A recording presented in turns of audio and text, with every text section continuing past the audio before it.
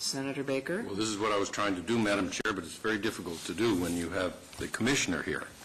I know, but we must all exercise control. So in other words, in conclusion, I'll just conclude.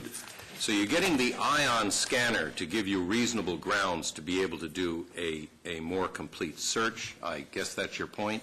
Yes, Senator. Just like the RCMP or any other police force use these scanners. There's only one note, though.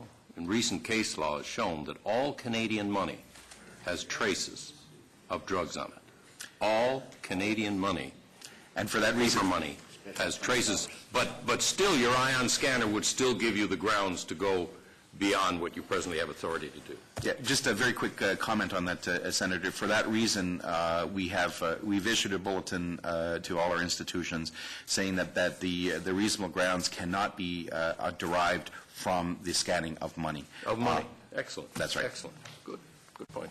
Yep. Thank you, Senator Baker. Now, Senator Milne. Thank you, Madam Chair. Well, Senator Baker and Senator Banks have really asked my first question, and it's went on for quite some time, so I'll be very brief. When you spoke about the new anti-drug strategy with its 3 pillars in the prison, that's what you're now working, the regime that you are now working under.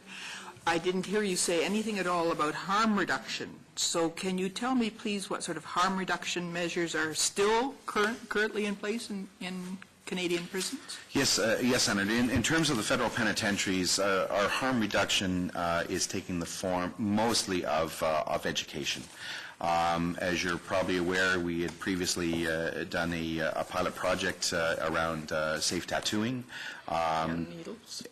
We haven't done one around needles, no, not in the Canadian federal system, nor in the provincial or territorial systems. We have looked at what other countries, particularly in Europe, have done. I sent a team to Europe a couple of years ago to look at what's going on in places like Spain and Germany and I think France and the UK. It came back, there was nothing conclusive that said that there was anything there that definitively moved in a specific direction. There were, again, some, we were led to believe that certain kinds of harm reduction activities were in place in some of those jurisdictions, and when my staff got there, they found that those jurisdictions had abandoned them previously and moved in different directions. So right now, our harm reduction initiatives focus primarily on education, on peer counseling, and we're doing, like I say, we're doing work around the methadone maintenance treatment program. Well, we have just heard that HIV is rampant and spreading within the prison system, and it's mainly because of use of unsanitary drug apparatus and using ballpoint pens, for example, to inject drugs. And you still are not doing anything about a safe needle, clean needle, anything at all to...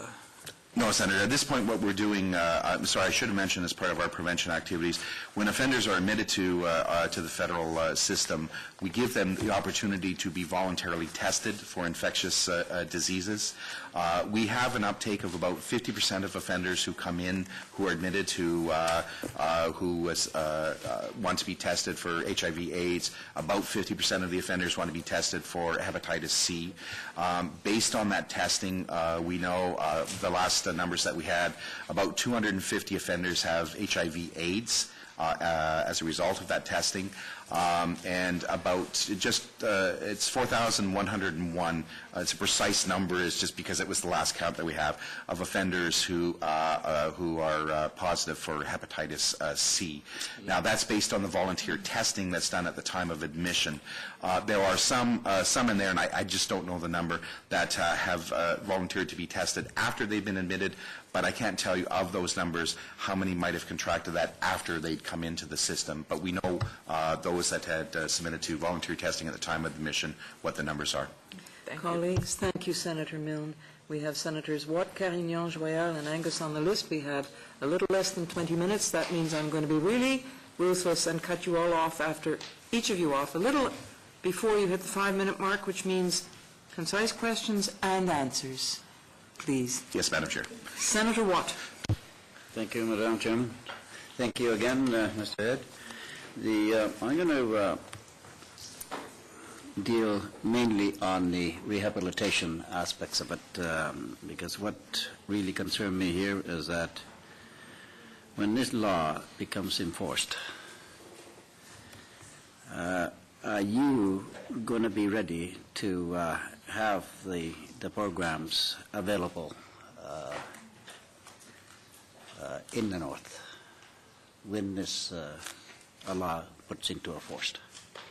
The short answer, Senator, is that the impact on the Correctional Service of Canada will not be an institutional impact. It will be an impact in terms of us supervising provincial offenders that get granted parole by the National Parole Board, except in the provinces of Ontario and Quebec, where they have their own parole board. But in the cases of offenders that will be in the provincial or territorial system, they will have the ability to access the community programs that are available in terms of community maintenance programs. The problem with most provincial offenders who get parole, the period of time that they're on parole ends up being relatively short, a few months at best, and so it's trying to find the right program. One of the things that is really important for us, and I know, Madam Chair, you're trying to keep me short, but I think this is worth sharing with the committee. One of the things that is really important in terms of making any inroads in terms of rehabilitative gains that offenders that make while they're either in a territorial, provincial, or federal system around programs, is making sure that there are the social services program intervention type support services beyond their sentence. What we see is offenders, when they come out after they participate in programs, do relatively well. But after 2 years and then after 5 years, we start to see levels of recidivism start to climb because those kinds of support services aren't there. If you were to ask me what my biggest concern is in terms of rehabilitative services, it's the kinds of services that are available to individuals beyond their warrant expiry date. So what does that, how does that link to the drug court? Right now there's not much linkage to the drug treatment courts, because the kinds of programs that individuals are being diverted to through the drug courts, those programs are, to the best of our knowledge, are being accessed to their capacity.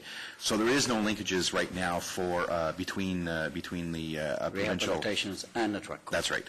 So in other words, let's say a Inuk person out of my community is being charged and for trafficking, for an example. Where does the rehabilitations kicks in? How does that person dealt with? You know, if he's charged by the police, if he's being picked up by the police, where does he go? Does he automatically gets taken out of the communities and put into the process? How does that work? Well, if he goes through the drug treatment court, I think you'd have to talk to somebody that knows that process much better than I do. I can talk to you if somebody gets, if they're remanded or if they're sentenced either provincially, territorially, or federally. I can tell you what happens. But if they're going through the drug treatment courts, I'd have to defer to somebody that knows that area much better than we do, because we're not involved or responsible for those programs. Drug treatment. Yeah. Sorry. Can I Barry, no, what you could do maybe is have a little conversation afterwards with Mr. Head, or we can write him a letter to put further questions to him if you'd like. Senator Carignan. I would like to know. This. There was talk about another bill which dealt with the overpopulation in prisons and the conditions which exist in penitentiaries. Can you provide any comparisons with regard to the conditions which exist in institutions, such as the number of prisons, such as the number of prisoners per square foot, or vice versa, rather?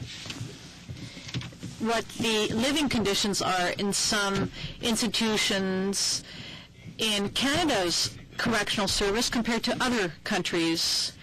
In other words, how do we measure up compared to other countries